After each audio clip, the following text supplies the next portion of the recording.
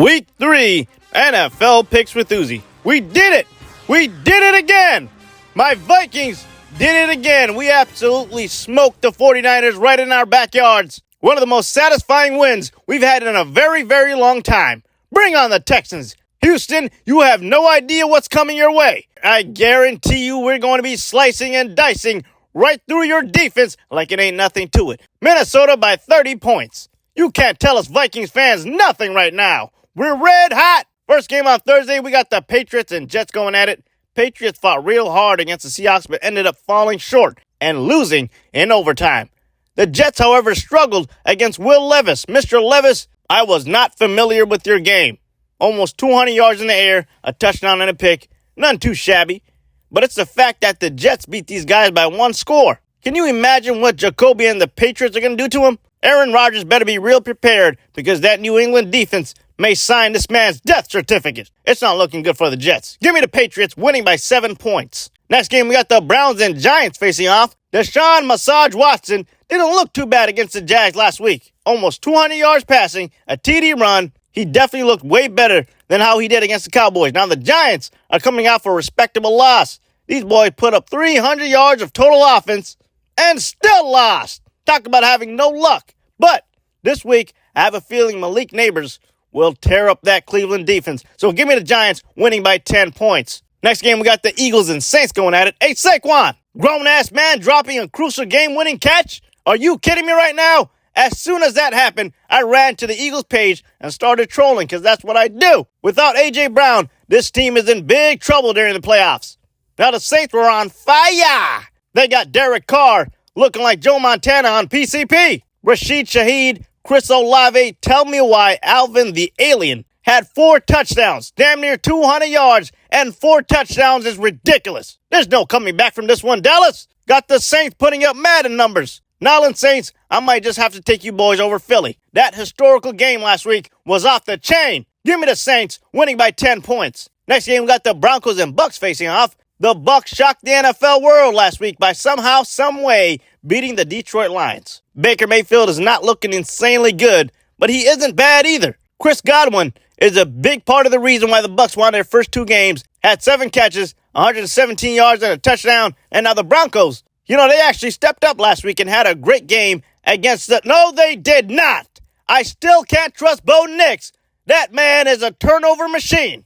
Give me the Bucks winning by 7 points. Next game, we got the Titans and Packers going at it. The Cheesehead surprised the hell out of me last week against the Colts. Malik Willis, I had no idea you knew how to play quarterback. Josh Jacobs, 32 carries, 150 yards. Damn! Is this 2006? When's the last time you've seen a running back carry the ball over 20 carries? Oh, it's been a long time. Real long time. Keep feeding that man the ball, and good things will continue to happen. The Titans, on the other hand, lost against a very angry Aaron Rodgers. I mean, he came out the tunnel with smoke coming out of his ears. There was no way in hell they were going to beat the Jets, but they did fight hard. This game's outcome will heavily rely on the running game. Whichever team decides to pound on the ground early on will be winning the game and coming out with the victory. I got the Packers doing just that with Josh Jacobs. Come on, man. 150 yards? Give me the Cheeseheads. Winning by 3. Next up, we got the Bears and Colts going at it. Last week, I was contemplating on whether or not Caleb Williams was a bust. But after his game against the Texans, despite having 2 picks, I can't put the loss completely on Caleb. DeAndre Swift, where the hell have you been? He's probably still getting used to the new offense, but come on, man, you need to start the damn engine already. It's been 2 weeks. The Bears also need to work on that defense because Jonathan Taylor is coming to town. He's been on fire so far this season, so best believe he will continue to keep that engine going. Give me the Colts winning over Chirac by 3 points. Next game, you have the Steelers and Chargers going at it. Justin Fields. Again, he's not an outstanding quarterback. You look at the stats, 13 for 20, 117 yards, no TD. These are high school freshman stats. Don't be afraid to go sling that thing, Justin. But hey, at least he's not throwing any picks, right? Now the Steelers' defense was the biggest reason they won that game with 2 picks, 2 interceptions, absolute dogs. Now the Chargers mollywopped and crisscross applesauce the Carolina Panthers. J.K. Dobbins ran all over him. Herbert looked decent.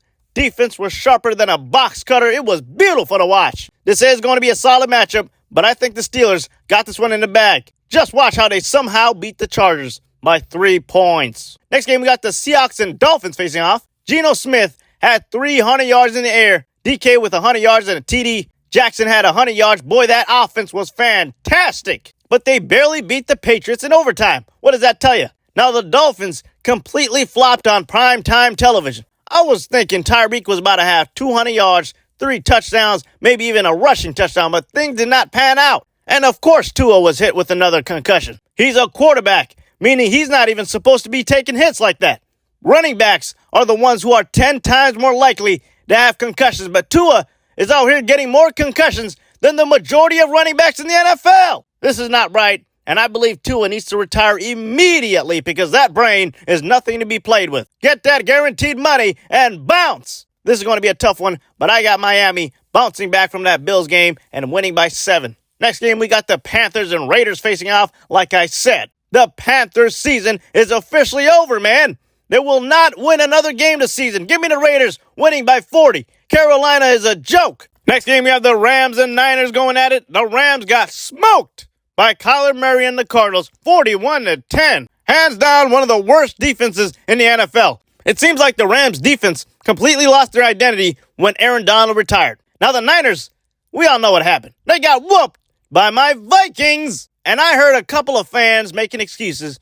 Oh, CMC was injured. He was injured. Shut up! We would have beaten you with or without that freight train. This should be a well-rounded match. But I'm going with San Fran to come out with the dub. I simply do not trust the Rams defense. Next game, we have the Lions and Cardinals going at it. 2 explosive offenses battling. We know what Kyler Murray and James Conner did last week. Jared Goff is still out here throwing missiles, and occasionally, he likes to throw an interception or 2.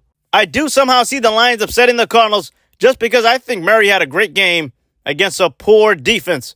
But I'm telling you right now, there ain't nothing poor about that Lions defense. Give me Detroit winning by 3. Next game, we got the Ravens and Cowboys going at it. The Saints embarrassed the Cowboys last week. What the hell was that? They looked absolutely helpless out there. The Saints walked all over them for 60 straight minutes. Oh, these guys just suck. I got B-More finishing what the Saints started, so give me the Ravens winning by 10. Next game, we have the Chiefs and Falcons going at it. Kirk Cousins winning a game on prime time. Drake London and Darnell Mooney killed it. The Chiefs, on the other hand, shut down Cincinnati. Trent McDuffie gave Jamar Chase 0 breathing room. Those boys were getting physical for real. I do think this was a lucky win by the Falcons, and I'm having a hard time believing they'll repeat the same performance they had last week against the Chiefs and Mahomes. So give me KC winning by 7 points. Last game on Sunday, we have the Jags and Bills bumping heads. The Jags are already one of the most inconsistent teams in the NFL. One week, they play like Lions against a great team like the Dolphins.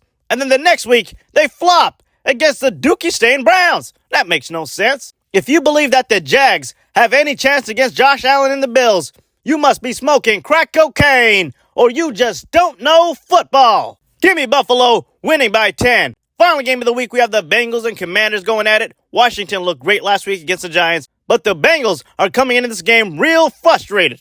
Did you see how angry Jamar Chase was at the end of the game?